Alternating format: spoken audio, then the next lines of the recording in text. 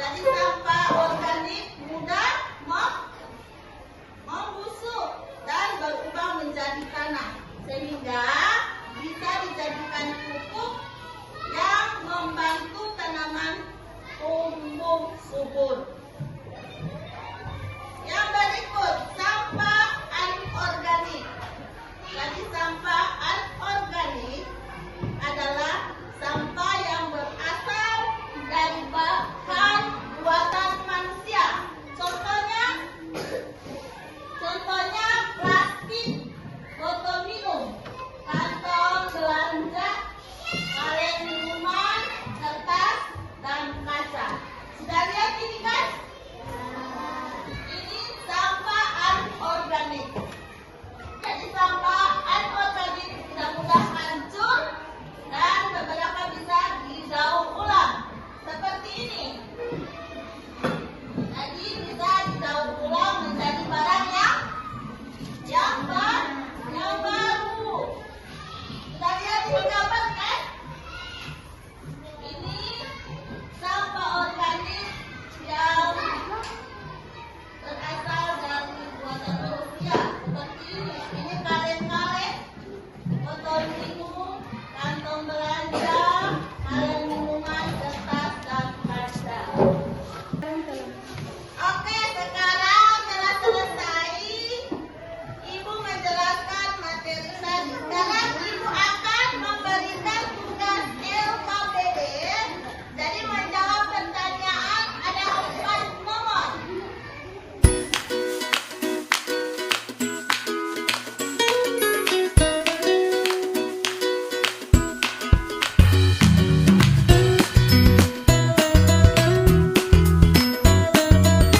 Sampah organik adalah sampah yang berasal dari alam, seperti tumbuhan dan hewan. 2. Sampah anorganik adalah sampah yang berasal dari bahan buatan manusia. Contoh, daun yang jatuh dari pohon kulit buah, sisa makanan. Contoh anorganik, plastik, botol minum, kantong belanja, kaleng minuman, kertas kaca. Tepuk tangan dulu. Ingat anak-anak menonton video ya.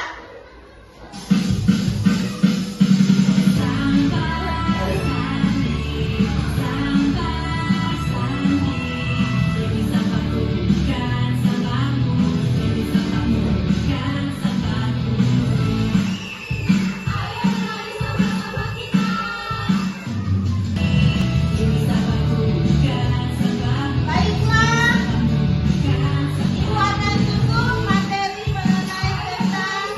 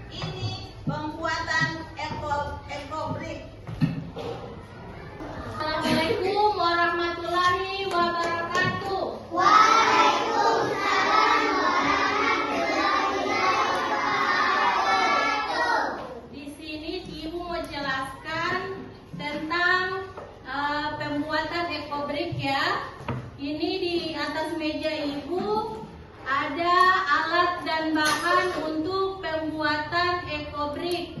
Ada yang tahu apa itu ekobrik? Ada yang tahu? Ekobrik itu adalah ini apa dulu? Plastik. Ini ada bahan-bahan limbah plastik yang diisi di dalam botol ya. Di dalam botol. Oke, sekarang Ibu praktekkan cara. Oke, sama-sama kita buat ini. Kita praktekkan untuk digunting-gunting dulu. Semua digunting. Gunting. Mana alat dan bahannya? Siapkan di atas meja. Plastik digunting-gunting. Oke, digunting-gunting. Digunting kecil-kecil. Dan bisa masuk di dalam botol.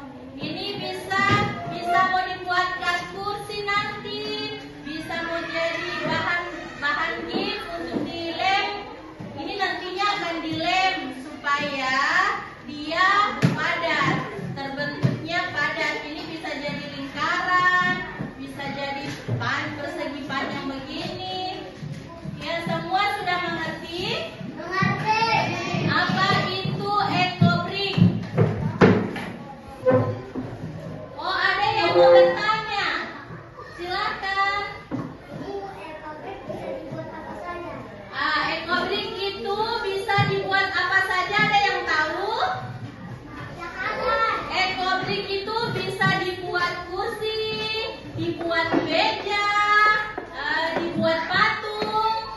Ya, sudah mengerti? Bisa dibuat apa saja? Patung. Oke, apa lagi? Meja, kursi. Ada lagi yang mau bertanya? Oke, berdiri.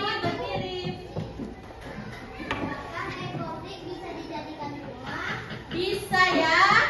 Nah, pertanyaannya dari si Dede, apakah ekobrik bisa dibuatkan rumah? Jawabannya adalah bisa. Yang penting dia digunakan untuk membuat rumah itu ekobrik yang padat dan yang tahan lama ya. Jadi untuk bahan-bahan yang begini bisa, tapi dia harus padat. Harus padat, jadi bisa dibuatkan rumah. Oke, anak-anak sudah mengerti? Ini materi tentang ekobrik. Jadi ekobrik itu bisa dibuat menjadi kursi. Menjadi apa? Meja. Kursi, meja. Nah, sekarang sekian. Wabillahi taufiq wal hidayah. Wassalamualaikum warahmatullahi wabarakatuh.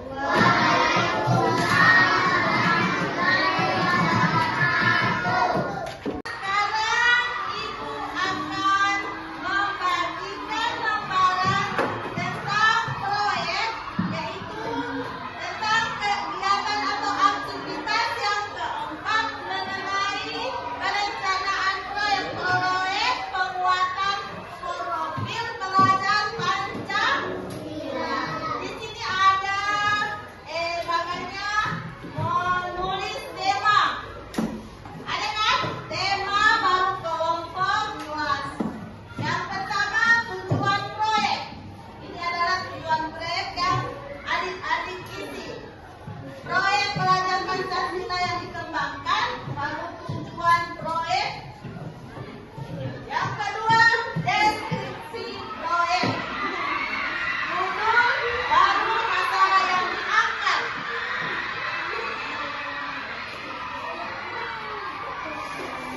Ibu akan bagi ini lembaran buat kelompok. Kamu isi. Yang ini.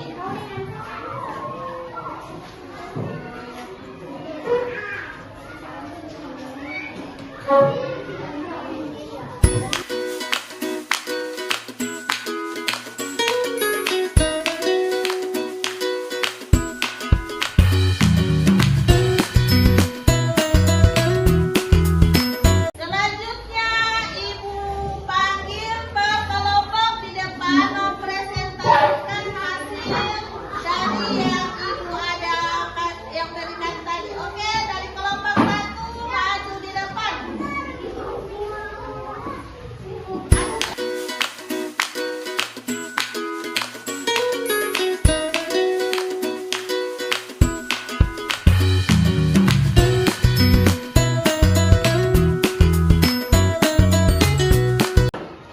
Nah, sekarang Ibu akhiri kegiatan hari ini mengenai tentang sampah. Wabillahi taufiq wal hidayah. Wassalamualaikum warahmatullahi wabarakatuh.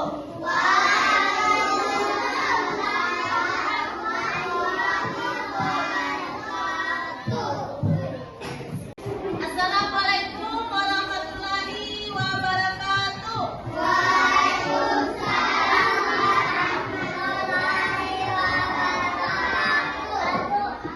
Baiklah anak-anak, aktivitas hari ini adalah melakukan wawancara.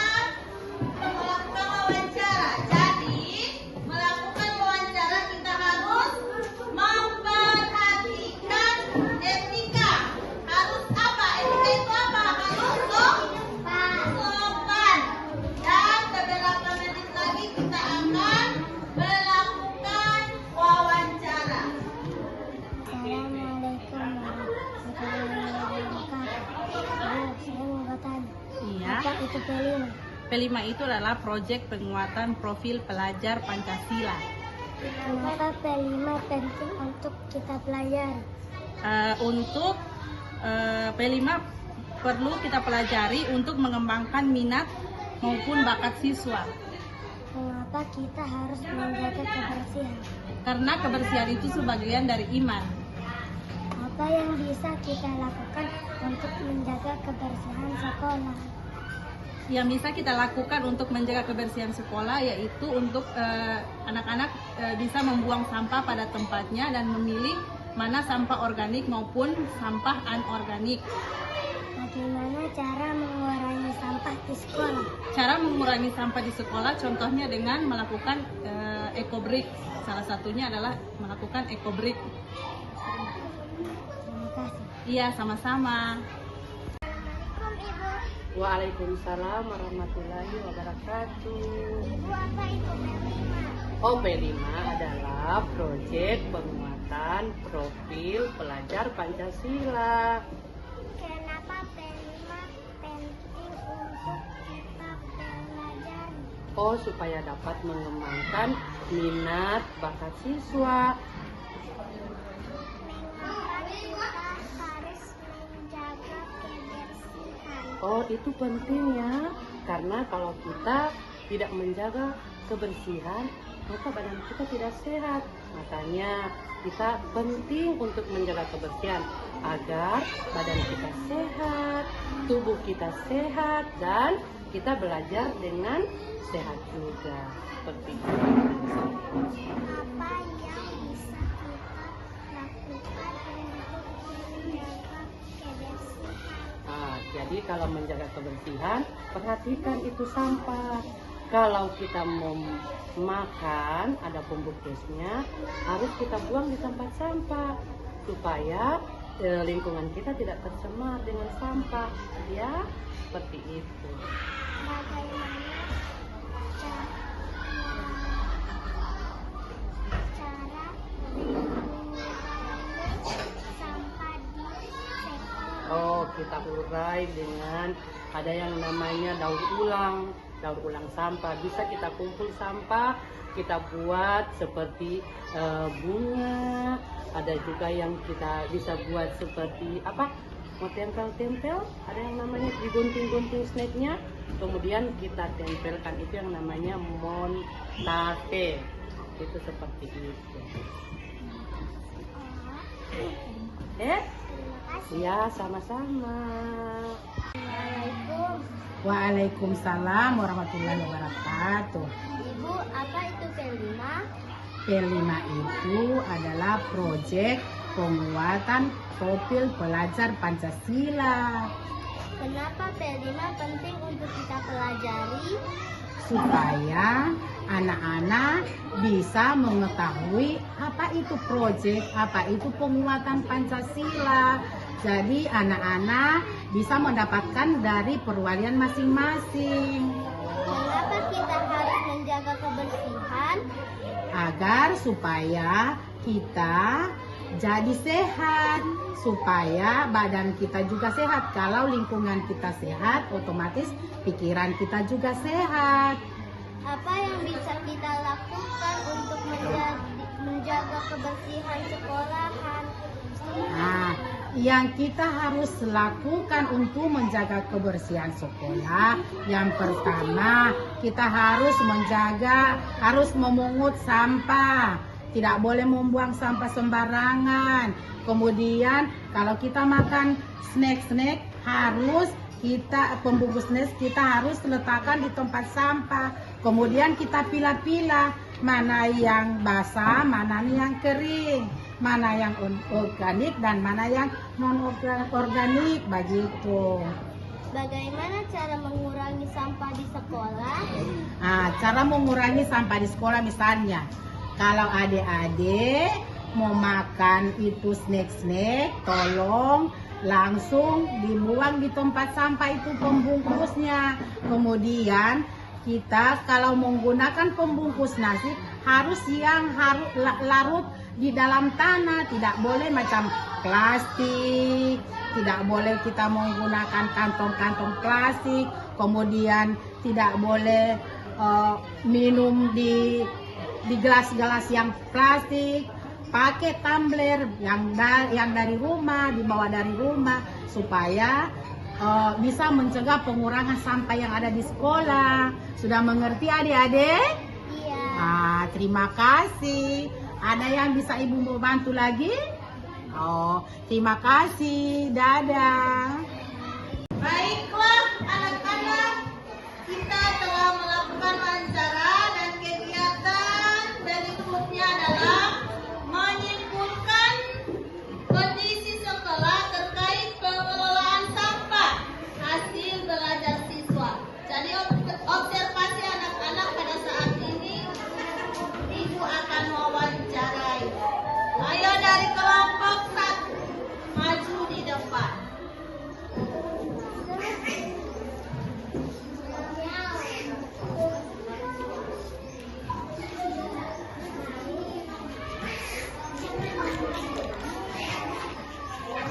Di sekolah ada tempat sampah yang berbeda-beda untuk sampah organik dan non-organik. Jadi kita harus memisahkan sampah dengan benar supaya lebih mudah diolah. Bagus, tepuk tangan dulu Pak kelompok 1. Yang berikut dari kelompok 2 mempresentasikan wawancara.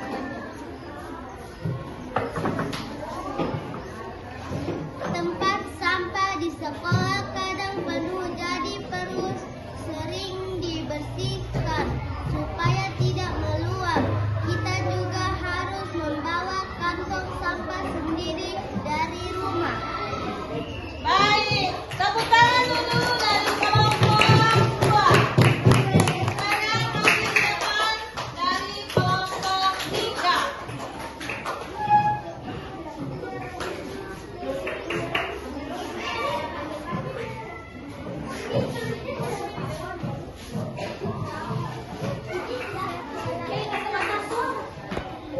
Kita harus rajin membuang sampah pada tempatnya supaya tidak ada sampah yang berserakan